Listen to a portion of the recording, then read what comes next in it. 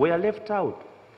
And actually, they are the ones who leaked this information. The revelation that several officials had received 6 billion shillings as a reward following a court victory against Heritage Oil and Gas Limited Company came to light in 2017.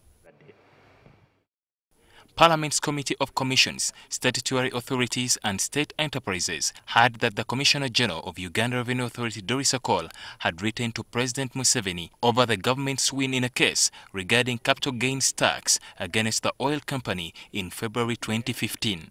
The Committee of Parliament was tasked to investigate this presidential handshake, with the beneficiaries required to explain their role in the case.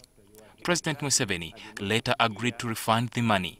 Other recommendations like having a law to regulate presidential rewards and beneficiaries returning the money were made.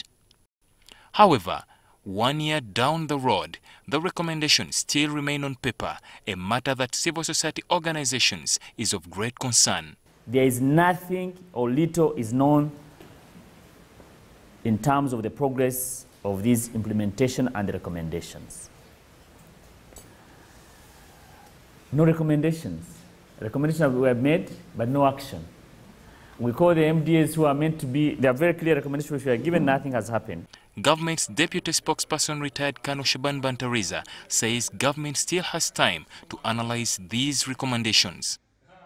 So when they say the recommendations have not been implemented, the recommendations don't come as a block, and they are not implemented as a block.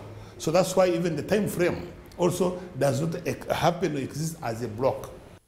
The CSOs have also raised the matter of alleged excessive expenditure by COSASI in investigating the 6 billion shillings handshake. Those that should be defending our resources are the ones who have even stolen more from us. So they have used this as an opportunity to also rob Ugandans. And I think, besides even just this report, we as civil society, Global Rights Alert, and whoever is concerned should follow up on that 6 billion shillings, the over 6 billion. I don't know what the exact figure is, but we need to really make noise about this money and also demand for accountability from this, because this is utter fraud. But if you look at the money and say too much money was spent, or 6 billion was spent to investigate 6 billion, you are looking at only cash.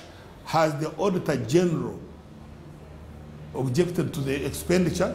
Have they looked at what COSASE did in order to come out with strong, good recommendations that will make the donation or handshake more acceptable and more sustainable? So looking at the monies, they can miss the point, and I think they have. The National Youth Female MP Anna Adeke, however, cites lack of political will towards the implementation of the recommendations. But the political will to have that, to take action is lacking. And most of the bearers of these offices are maybe appointed by the president.